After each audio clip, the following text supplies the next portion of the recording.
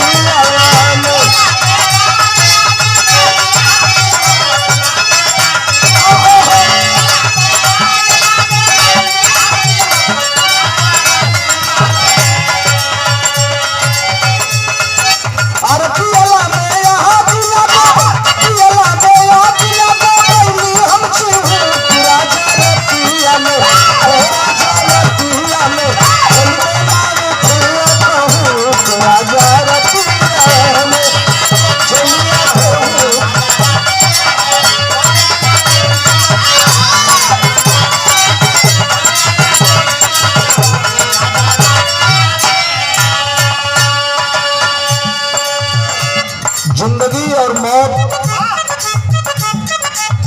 दो चीजें अस्थिरता होती है इस देश में। कहिया जन्म लेगा दुनिया का कोनो डॉक्टर आपके रिसर्च करके चेक करके बताई कि फलाना तारीख के फलाना बज के फलाना मिनट पर इतना बज के इतना मिनट पर लड़का का पैदाइशी हो जाए, प्रेगनेंसी हो जाए, डिलीवरी हो जाए। लेकिन हिंदुस्तान या देश है दुनिया में कोनो ऐसा डॉक्टर नहीं खे पैदा जो नहीं बताई कि फलाना को बज के को मिनट को मर जाएगा। ये धरती पर दुनिया को चीज सत्य बात। रात भर आनंद आप लोगों के मिली, लेकिन तनी मौके का चावलाइन का चर्चा सुन लो। बाद घूम कर रात भर आप लोग सुनिए लो। राम नाम सत्य लोग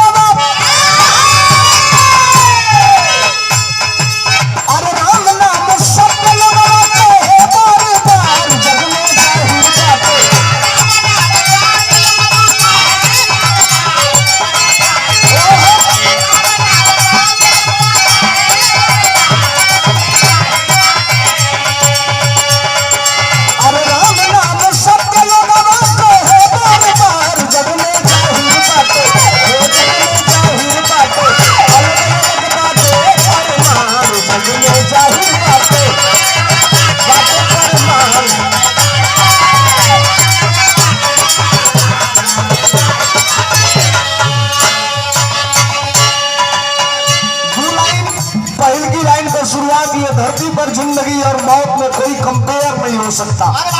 लेकिन ये धरती पर एक चीज बतावल गई। क्या बतावल गई? होला जन्म में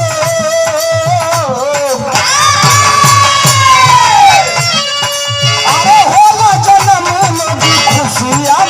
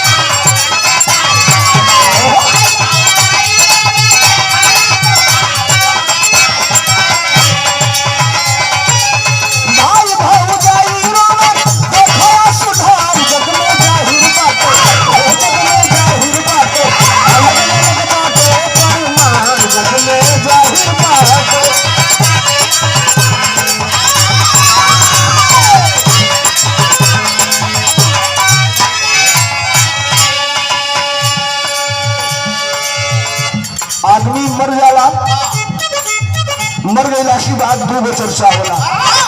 फलाना बड़ा बढ़िया रहना, बड़ा खराब रहना। इंसान से बढ़िया ही पैर का प्लास्टिक का जूता होला है भैया। फाड़ जाई लड़का सन बाबरी किन के खाली यहाँ से हो सब जाई।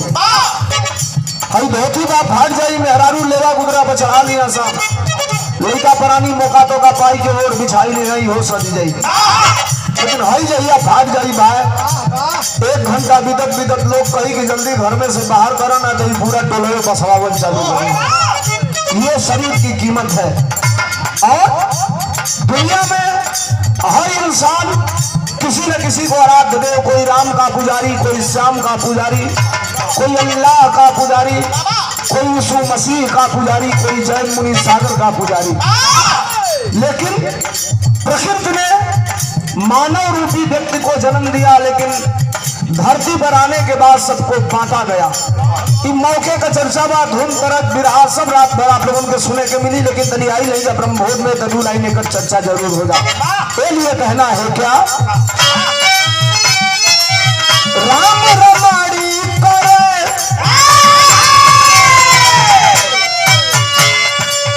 राम रमाड़ी करे सब ही के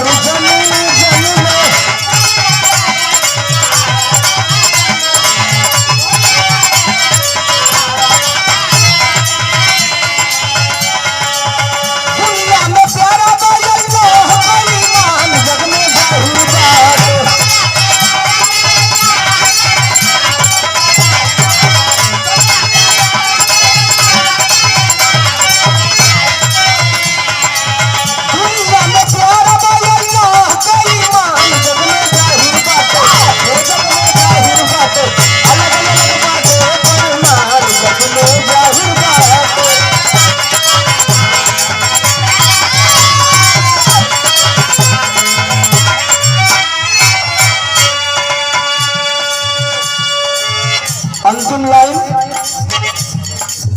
जबले जिंदगी बा जिंदगी में कुछ ऐसा सत्कर्म करना चाहिए, मर जाने के बाद भी 5 लोग नाम ले कि फलाना बड़ा बढ़िया रहा।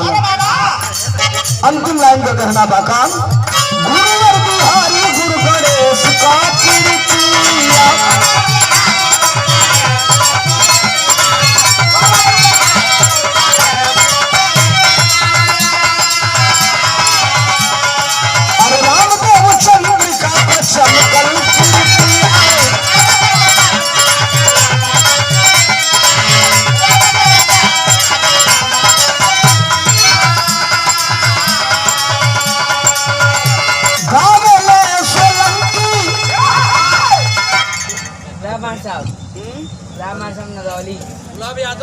ये गुलाब यादव मास्टर साहब नदौली की धरती से 100 रुपया देकर के सम्मानित किए।